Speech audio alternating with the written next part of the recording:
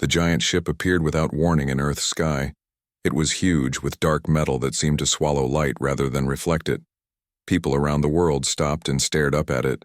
Some ran in fear. Others stood frozen, waiting to see what would happen next. In the control room of Earth's orbital defense platform, Admiral Paul Martinez gripped the edge of his command console until his knuckles turned white. His team of 20 officers sat in silent focus at their stations. Each person in the room knew this moment would change human history forever. "Any response to our signals?" Martinez asked, his voice steady despite the tension. "Nothing yet, sir," said Lieutenant Susan Miller, her eyes fixed on her communication panel. "Wait, incoming transmission." A holographic screen flickered to life in the center of the room. The image showed a tall, thin alien with pale blue skin and 4 arms. Its eyes were large and completely black. "People of Earth," the alien said in perfect English. "I am Ambassador Zolak of the Galactic Council. We come in peace and with an invitation." Martinez stepped forward. "This is Admiral Paul Martinez, of Earth's Orbital Defense Force. What kind of invitation?" The alien made a gesture with its upper arms that might have been a bow. "The Galactic Council, a union of 17 spacefaring civilizations, has been observing your world. We believe humans are ready to join our community of species. We invite your representatives to attend council talks." The news spread quickly. Within hours, every screen on Earth showed the alien ship and played the ambassador's message. People celebrated in the streets. Some religious groups claimed it was the end times.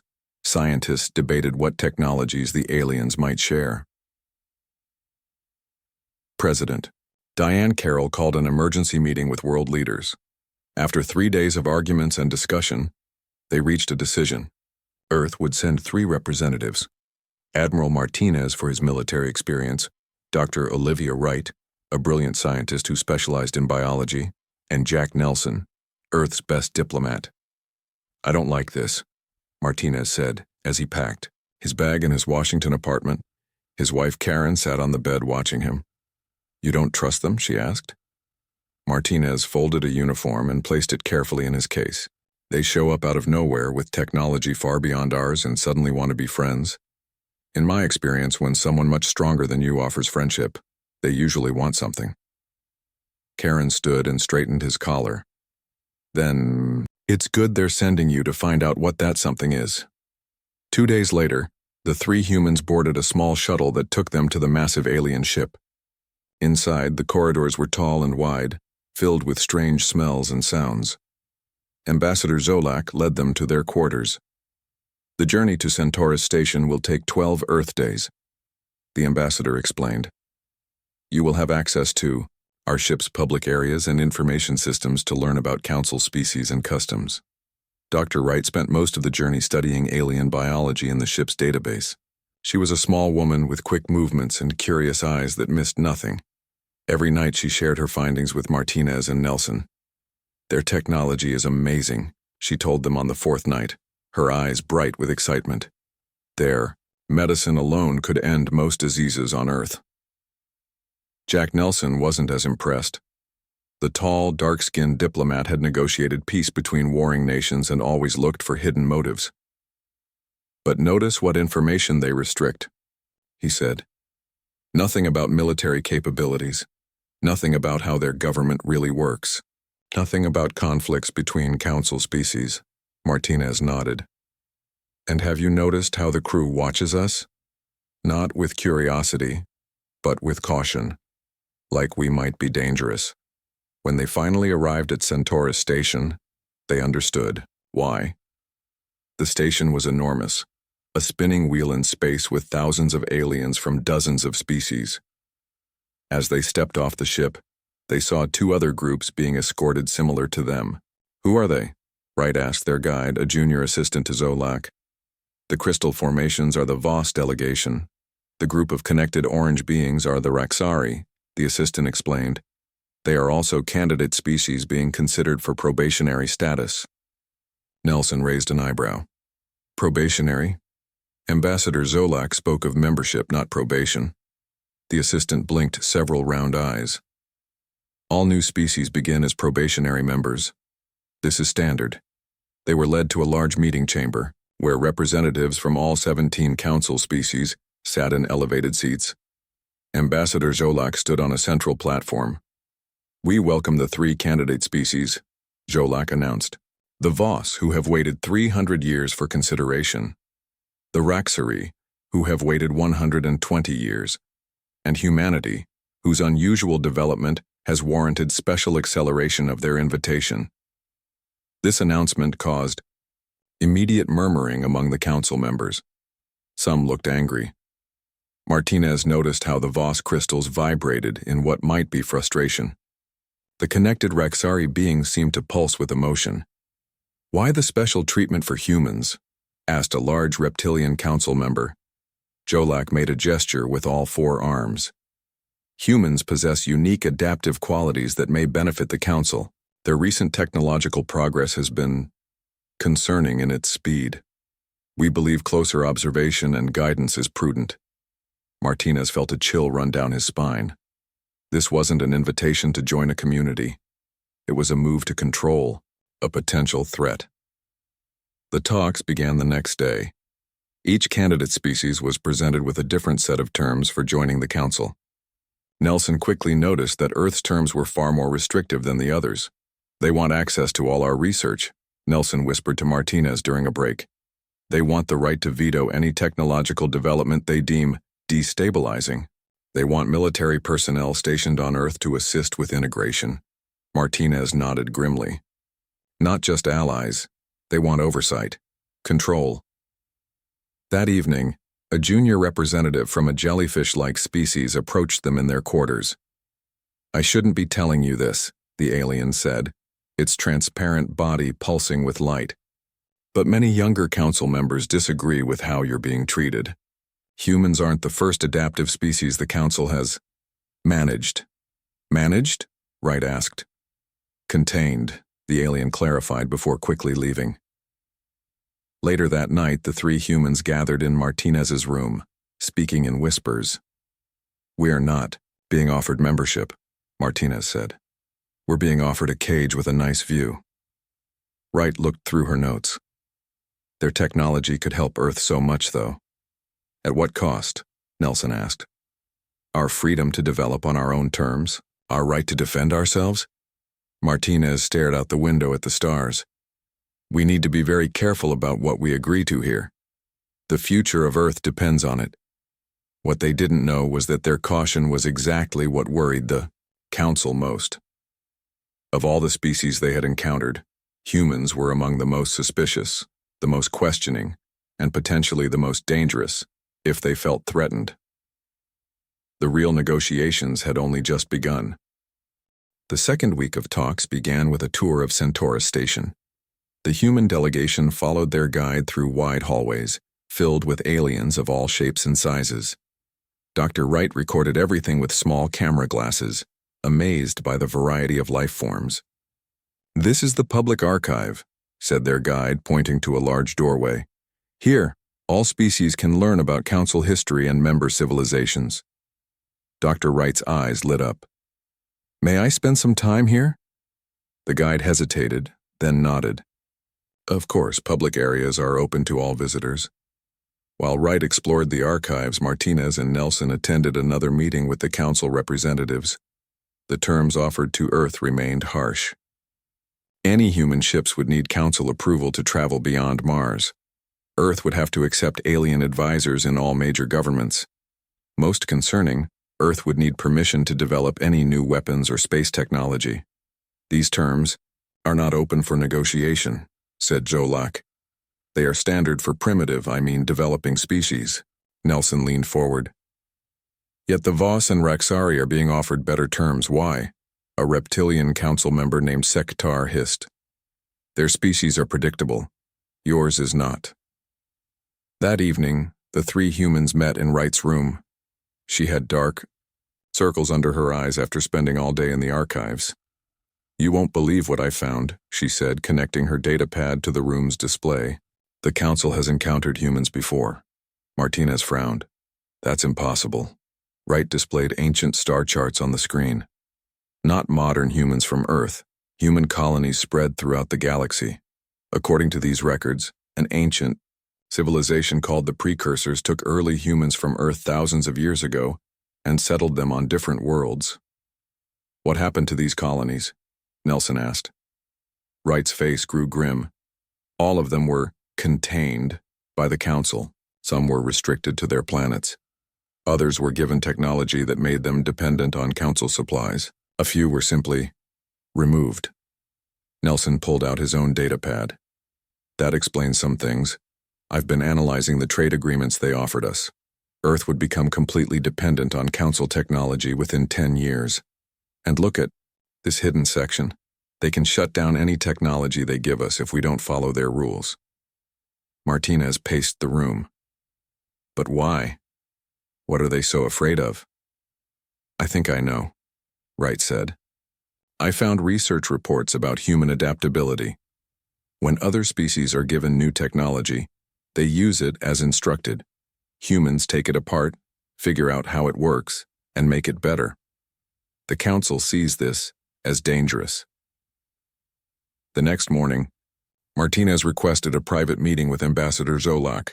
They met in a small room with a view of space through a large window. I'll be direct, Martinez said.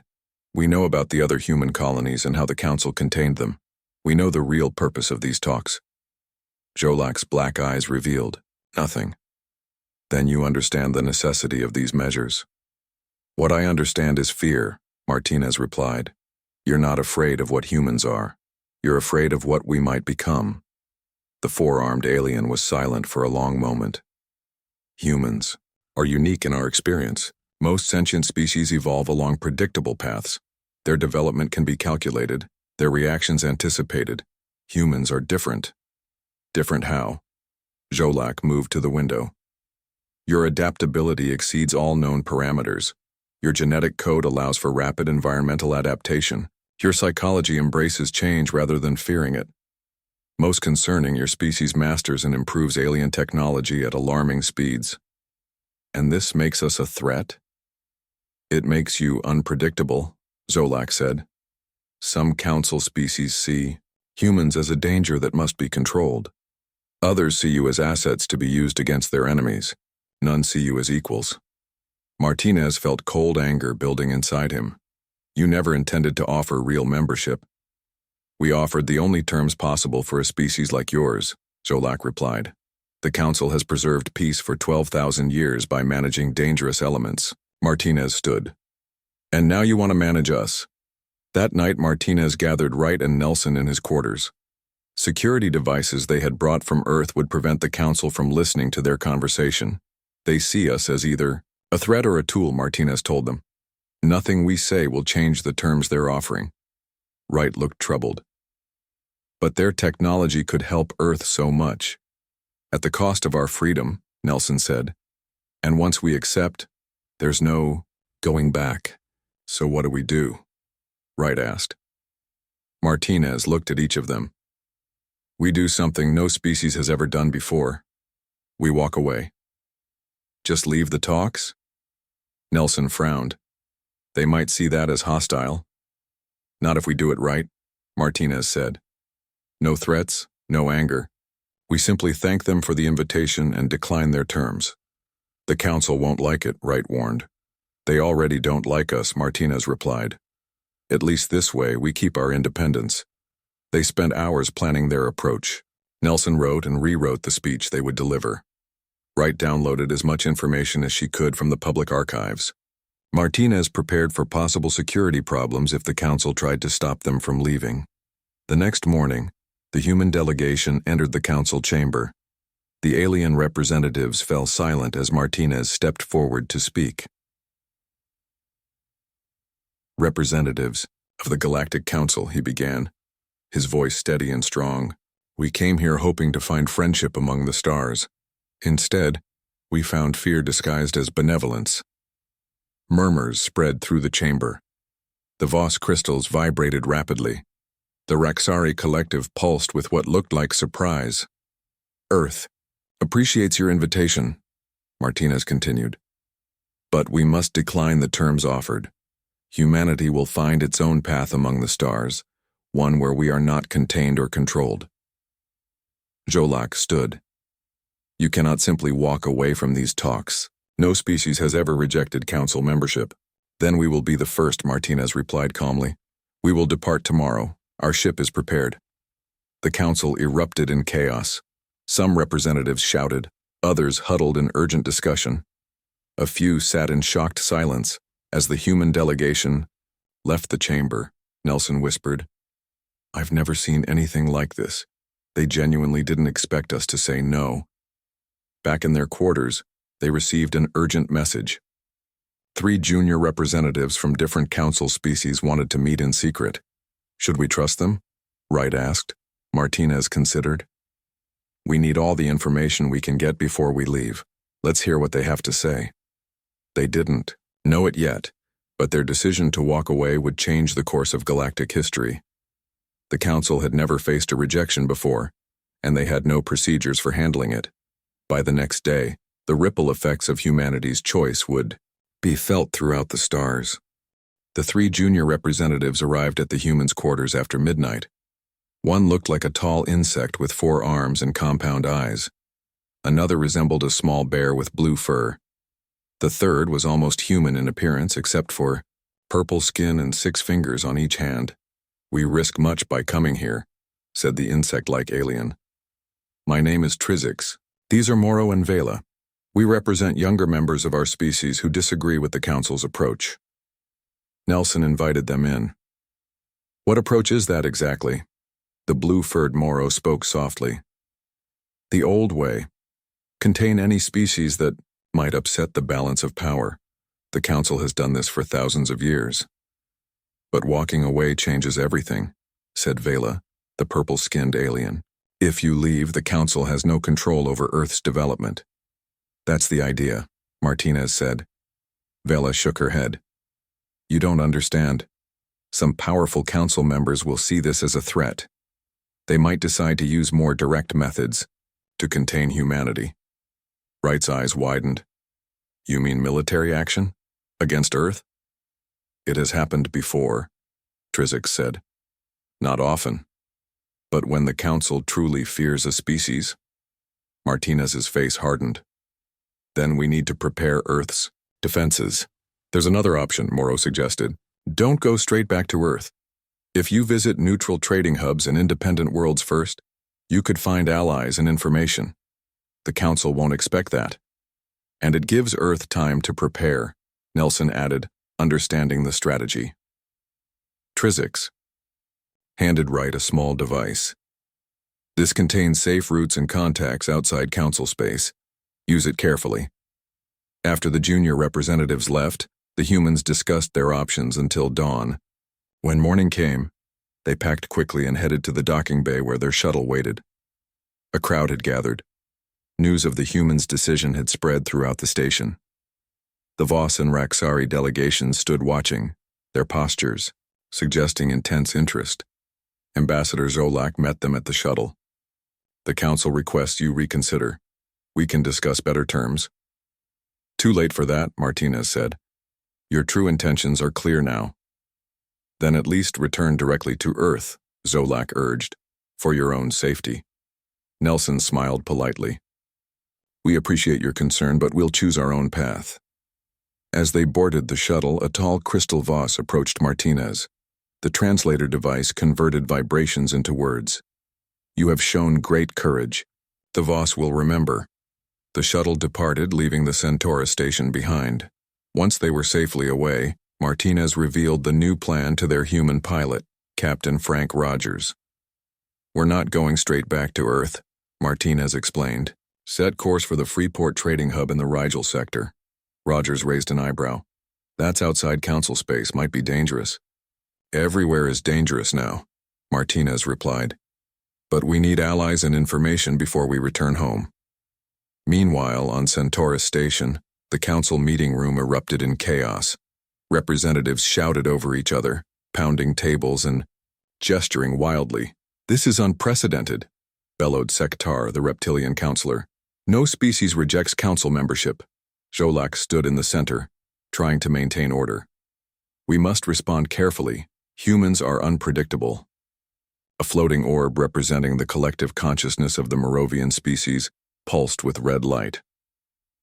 The humans must be contained before they become a threat. I propose immediate military action.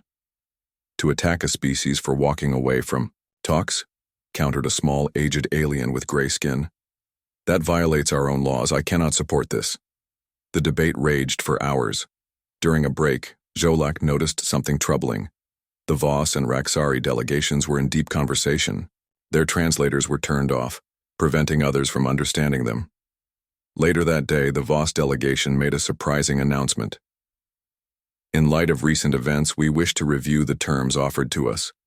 We find them suddenly inadequate. The Raxari followed with their own statement. The Raxari collective also wishes to renegotiate. If humans can walk away, perhaps we too should consider our options. Zolak watched with growing concern as the long-established protocols of the Council began to unravel. The human delegation had done more than reject membership. They had planted seeds of rebellion. Back on Earth, President Carroll received an encrypted message from Martinez explaining their decision and new plan. She immediately called an emergency meeting with world leaders. Admiral Martinez has declined the Council's terms, she told them. His team believes the Council sees us as a threat to be controlled, not as equals. The room erupted with questions and concerns. What happens now? Asked the European Union representative. Carroll displayed the detailed instructions Martinez had sent. We prepare, we accelerate our space program, we improve our defenses, and we open back-channel communications with non-Council species. Can we really stand against such advanced civilizations? Asked another leader. We don't have to fight them, Carroll explained. We just need to make any action against Earth. Too costly to consider. Martinez's team is seeking allies and information that will help us. Within days, Earth's major nations pooled their resources. Space programs that once competed now worked together. Scientists studied the data Wright had sent back from the Council archives, looking for technological insights. Military forces around the world began joint training exercises. Meanwhile, Martinez, Wright, and Nelson arrived at Freeport, a massive space station built inside a hollow asteroid. Unlike the clean-ordered Centaurus station, Freeport was crowded, noisy, and diverse. Hundreds of species from all over the galaxy traded, gambled, and exchanged information. Keep your translator devices on at all times, Martinez warned as they entered the main concourse. And stay together. They found a small tavern where, according to Trizix's information, they could meet a contact. The place was dark and filled with strange smells. Aliens of all descriptions sat at tables drinking colorful liquids. How will we know this contact? Wright whispered. They'll know us, Nelson replied. Humans aren't common out here. Sure enough, within minutes a hooded figure approached their table. You're either very brave or very foolish, said a raspy voice. The Council has placed a bounty on information about your movements. Martinez leaned forward. Then you're taking a risk talking to us. The figure lowered its hood, revealing a face that looked like flowing liquid metal. I represent the Sarathi Collective. We have a long history with the Council, most of it unpleasant. Your defiance interests us. We're looking for allies, Nelson said directly. And we're looking for ways to challenge Council dominance. The Sarathi replied. Perhaps we can help each other. As they began discussions with their new potential ally, none of them realized how quickly events were moving elsewhere. The Council's unity was fracturing. The Voss and Raxari were making increasingly bold demands. Several smaller Council species were threatening to withdraw. And on the Dorvan homeworld, warships were being prepared. The Dorvan Imperium, the most militaristic of Council members, had decided not to wait for consensus. If the Council wouldn't act to contain the human threat, the Dorvans would do it themselves. 6 months passed quickly. Earth changed more in that time than in the previous decade. Nations that once fought each other now worked together against a possible threat from the stars. Scientists made amazing progress studying the alien data Dr. Wright had brought back. The biggest breakthrough came when a team in Australia found parts of a crashed alien ship in the outback. The ship had landed there 30 years ago, but governments had kept it secret. Now, engineers studied its technology and learned how to build better engines for space travel. Within months, Earth launched its first ship that could travel faster than light. The ship, named Defiance, established a small human colony on a planet in the Alpha Centauri system. Earth now had a foothold among the stars. President Carroll stood in the new Global Defense Command Center, looking at the large screens, showing Earth's growing fleet of ships. "How many now?" she asked General Laura Reyes, who had taken over Martinez's position. 15 ships capable of faster-than-light travel, Reyes answered. 30 more under construction. Not enough to win a war against the Council, but enough to make them think twice. "And our new friends?" Carroll asked. The Sarathi continue to provide technical assistance. 3 other non-Council species have opened diplomatic channels. We're no longer alone out there. Carroll nodded. "And our delegation?" "Still moving carefully through neutral space, gathering allies and information. Their last message suggested a major discovery." Far from Earth, on a neutral world called Laxus, Martinez, Wright, and Nelson sat in a small room with their Sarathi contact, Kelvar. The liquid metal face of the alien showed ripples of concern. "The Council has fractured," Kelvar reported. 7 species now threaten to withdraw unless reforms are made. The Voss and Raxari have formed an alliance and demand equal treatment. Nelson smiled. "Our walking away had more impact than we expected." "Not all news is good," Kelvar continued. "The Dorvan Imperium leads a faction pushing for direct action against Earth. They have assembled a fleet. They call it a containment force, but its weapons are not defensive." Wright looked worried. "Earth isn't ready for a direct conflict." "Then we need to find a way to prevent one," Martinez said. "There's something else," Kelvar said. "The Sarathi Research Collective has been studying the data you shared about human genetics. We have found something unusual." Dr. Wright leaned forward. "What do you mean?" "The genetic markers that make humans uniquely adaptable are not natural," Kelvar explained. "They show signs of deliberate engineering." The room fell silent as the humans processed this information. "You're saying humans were created?" Nelson finally asked. "Modified," Kelvar corrected.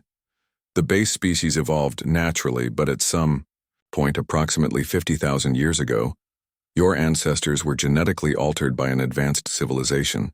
The precursors," Wright whispered, remembering information from the Council archives. "Yes," Kelvar confirmed. "The same ancient species that established human colonies throughout the galaxy. They are long gone now, but their work remains in your DNA."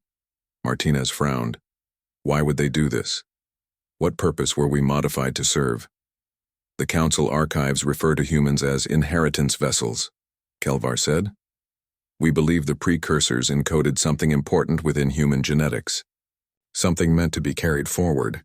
And the Council knows this?" Nelson asked. "Some Council species have always known," Kelvar replied. "Others suspect. This is why they fear you, not just for what you are, but for what you might become." Martinez stood and paced the small room. "This changes everything. We need to return to Earth with this information before the Dorvan fleet arrives." "There's more," Kelvar said. "The Sarathi have intercepted communications from moderate Council members. They wish to reopen talks with humans, but fear being seen as weak. They need a reason to invite you back." Nelson thought for a moment. "Then we'll give them one. A revelation that cannot be ignored." Over the next 2 days, they developed a plan. Using Sarathi technology, they would broadcast their discovery throughout Council space. Every species would learn the truth about human origins and the Council's attempts to contain them. "This is dangerous," Wright warned. "If we expose the Council's secrets, the hardliners might accelerate their plans against Earth." "It's a risk we have to take," Martinez replied. "We can't win a direct conflict, but we can change the narrative." On the 3rd day, they prepared the broadcast in a Sarathi communication center. Nelson wrote a careful message that would appeal to moderate Council members without threatening the hardliners directly. Just before they started the broadcast, an urgent message arrived from Earth. The Dwarven fleet had been detected on the edge of the solar system. "We're out of time," Martinez said grimly. The broadcast went out to every corner of Council space. Nelson's face appeared on screens throughout the galaxy as he explained their discovery. He spoke of the precursors, the genetic engineering of humans, and the Council's history of containing species they feared. "We do not wish to disrupt galactic peace," Nelson concluded. "We seek only the right to determine our own future. We invite the Council to meet with us again, this time as equals, to build a better relationship based on mutual respect rather than fear." The response was immediate and overwhelming. Public opinion on many Council worlds shifted in humanity's favor. Protests erupted on planets where citizens had long chafed under Council restrictions. The Voss and Raxari publicly offered alliance with Earth. Most importantly, 6 moderate Council species issued a joint statement calling for the Dorvan fleet to stand down and for new talks with humanity to begin. In Earth's orbit, General Reyes watched the approaching Dorvan ships with growing tension. Earth's fleet moved into defensive positions, prepared to fight but heavily outnumbered. Then, just as conflict seemed inevitable, 3 massive Sarathi vessels appeared, positioning themselves between Earth and the Dorvan fleet. A message came from the lead Sarathi ship. "Earth is under Sarathi protection. Any hostile action will be considered an act of war against the Sarathi collective." More ships arrived, vessels from the Voss, the Raxari, and 2 other non-Council species. They formed a protective barrier around Earth, a clear message to the Dorvans. After tense hours, the Dorvan fleet received new orders from the Council. They would withdraw and return to Dorvan space immediately. On Earth, people celebrated in the streets as news spread that the threat had passed. But President Carroll remained cautious. "This isn't over," she told her advisors. "The Council will want to save face. What happens next will determine the future of human relations with the galaxy." Far away on the Sarathi homeworld, Martinez received an official communication from Ambassador Zolak. The message was brief but clear. "The Council requests the human delegations return to conclude our discussions. Full diplomatic recognition and sovereign status are assured." Martinez showed the message to Wright and Nelson. "They're inviting us back. On very different terms than before," Nelson noted with satisfaction. "Should we accept?" Wright asked. Martinez nodded slowly. "Yes, but not as supplicants. This time, we return with our own demands." The human delegation prepared carefully for their return to the Galactic Council. This time they brought gifts, technological innovations Earth had developed in just 6 months. They wanted to show what humans could create when not held back. Their ship approached Centaurus Station, but this time they weren't alone. Vessels from the Sarathi collective, the Voss, and the Raxari escorted them. It was a show of strength and new alliances.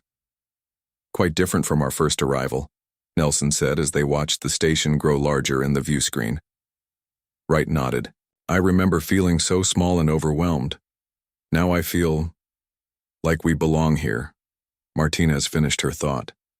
"Not as guests or junior members, but as equals." When they docked, they found the reception very different. No junior aides greeted them this time. Ambassador Zolak himself waited at the airlock with representatives from several Council species. "Admiral Martinez, Dr. Wright, Mr. Nelson," Zolak said, bowing with all 4 arms. "The Council welcomes your return." Martinez nodded politely. "We appreciate the invitation. I hope these talks will be more productive than our last meeting." They were led not to small visitor quarters, but to a large diplomatic suite, normally reserved for established Council members. The message was clear. Things had changed. The next morning, they entered the Council chamber. Martinez immediately noticed the difference. Several seats sat empty. The Council that once had 17 members now appeared to have only 12 present. "Where are the others?" Nelson whispered to a Sarathi ally who had joined them. "They withdrew their representatives," the Sarathi explained. "Some in protest, others to reconsider their position. The Council has never faced such division." Zolak opened the session with uncharacteristic humility. "We gather today to correct a mistake. The terms previously offered to humanity did not reflect the respect due to your species. We propose new terms, recognizing Earth's full sovereignty and right to self-determination. Martinez stepped forward. We appreciate this change in approach. However, before discussing terms, we wish to address larger concerns. He activated a small device projecting a holographic display for all to see. It showed Earth's technological progress, diplomatic connections with non-council species, and the expansion to Alpha Centauri. In 6 months, free from council restrictions, humanity has accomplished all this, Martinez said. We developed faster-than-light travel independently. We established our first colony. We formed alliances with species the council has long ignored. The council members watched in silence, some with visible concern. We did not come to boast, Martinez continued. We came to demonstrate a simple truth. Humanity will not be contained. We will grow, explore, and connect with others throughout this galaxy. The only question is whether we do so as friends or adversaries of the council. Nelson moved beside Martinez. To prove our good faith, we offer these gifts. Wright activated another device, displaying the scientific and medical breakthroughs Earth had developed using the limited alien data they had gathered. These innovations came from humans studying just fragments of council knowledge, Wright explained. Imagine what we could create together as true partners. The chamber remained silent for a long moment. Then Sekatar, the reptilian council member who had once been most hostile to humans, spoke. You offer cooperation after rejecting our authority, he said, his voice a low hiss. Why should we trust you now? Martinez looked directly at him. Because forcing us to submit would cost more than the council can afford. The old approach of containment no longer works. Not for us, not for the Voss, not for the Raxari, not for any species seeking its own path. What exactly do you propose? Jolak asked carefully. Nelson stepped forward with a data pad. A new galactic charter, one that protects the rights of all species established and emerging, one that prohibits the exploitation policies that have driven so many away from the council. He transferred the document to the council's main display.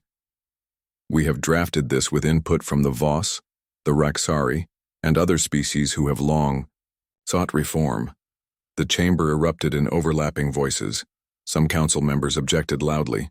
Others leaned forward, reading the proposed charter with interest. Jolak raised all 4 arms for silence. This is unprecedented. You ask us to remake the very foundation of galactic governance. We ask you to evolve, Martinez replied simply.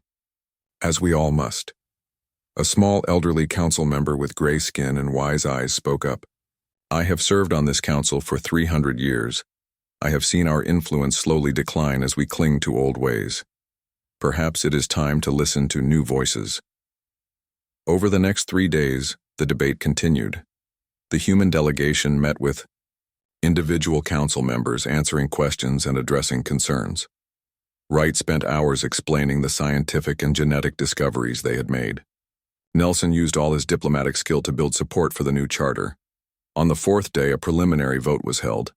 7 council species supported opening formal negotiations on the new charter. 3 opposed. 2 abstained. The motion, passed. Martinez sent an encrypted message to President Carroll. Progress beyond our expectations. Charter negotiations beginning. Council structure will change, but peaceful resolution likely. Carroll read the message in the Global Defense Command Center.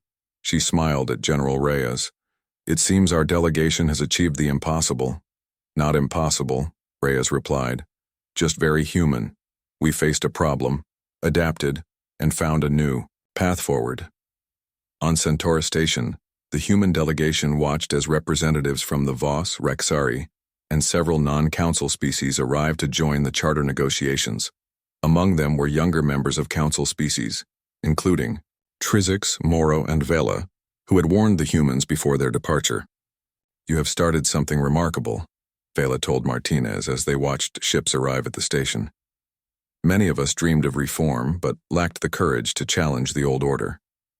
We simply refused to accept terms that would limit our potential, Martinez replied. Any species would do the same if they believed they could succeed. That evening, the human delegation gathered in their suite, sharing a bottle of earth wine they had brought for a special occasion. To unexpected outcomes, Nelson toasted, raising his glass.